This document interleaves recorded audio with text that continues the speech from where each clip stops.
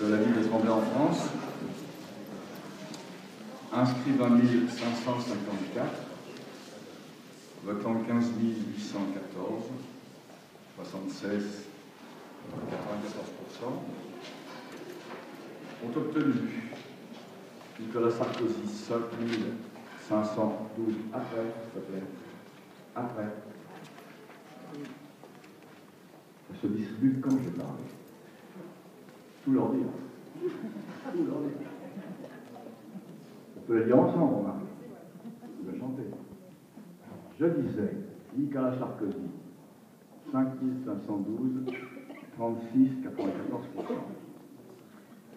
François Hollande, 9 408, 63, 0,6%.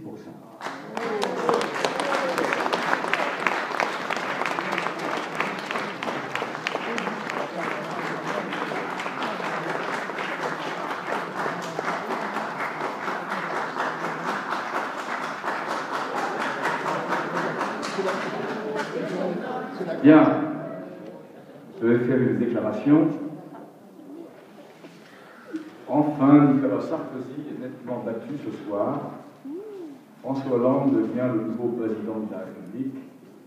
Et je suis comme vous très heureux que la gauche remporte enfin l'élection présidentielle. Après 17 longues années de règne sans partage de la droite à l'Élysée et à Matignon, c'est un jour historique pour la Ve République. Le choix des électeurs est sans appel.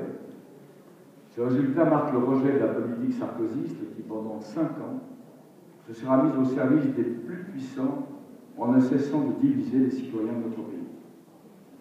Ce résultat marque aussi le sursaut républicain des Français après une campagne d'entre-deux tours indécente du président sortant. Nicolas Sarkozy n'aura reculé devant aucune provocation pour traquer les voix du Front National. En reprenant les thèmes et le vocabulaire de cette formation, il aura définitivement bafoué les valeurs d'égalité et de fraternité. Cette victoire de la gauche n'est pas de rien.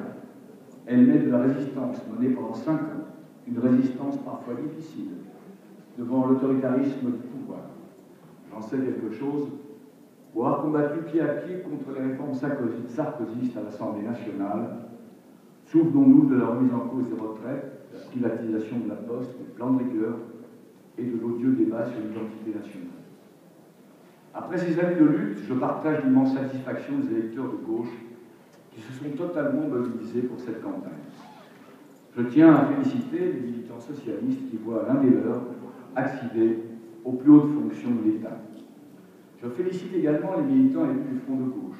Ils ont largement contribué à la victoire de la gauche en obtenant un score impressionnant au premier tour, notamment à Lyon-en-France, mais aussi à Sevran et à Villepin. Puis en appelant avec détermination à voter François Hollande au deuxième tour de cette élection présidentielle. Dès le soir du premier tour, j'ai moi-même appelé avec force à se mobiliser pour la victoire des Français de François Hollande pour permettre une défaite cinglante de Sarkozy. Dès maintenant, une nouvelle page s'ouvre, une nouvelle respiration démocratique est possible. Il sera impératif de conforter et d'amplifier cette victoire de la gauche lors des élections législatives de juin prochain. Je sais que les dernières années ont été extrêmement difficiles pour beaucoup d'entre vous. Le mal-logement, la stagnation du pouvoir d'achat des salaires, les attaques contre les services publics et le pacte républicain. Cette victoire de la gauche suscite beaucoup d'espoir. L'exigence d'un profond changement est forte en France et dans toute l'Europe. Les élections législatives grecques d'aujourd'hui sont un avertissement sérieux avec un effondrement des partis qui ont soutenu les politiques d'austérité dans ce pays et la forte poussée de la gauche de transformation sociale dans ce pays. La gauche a le devoir de ne pas décevoir. Ce sera tout l'enjeu des prochaines élections législatives, afin de donner une large majorité à l'Assemblée nationale en faveur d'une société plus juste, plus humaine, d'une société qui se libère de l'emprise de la finance pour remettre l'humain au cœur. Comme vous le savez, je porterai les couleurs de la gauche dans les villes de Sevran, Tremblay-Villepin. J'aurai particulièrement à cœur de porter votre exigence de changement.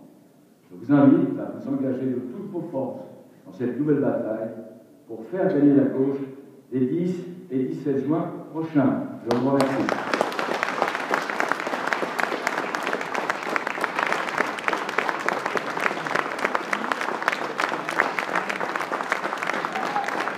il y a une belle victoire comme ça sur ce fait. Je crois qu'il y a le pot de l'amitié. Hein.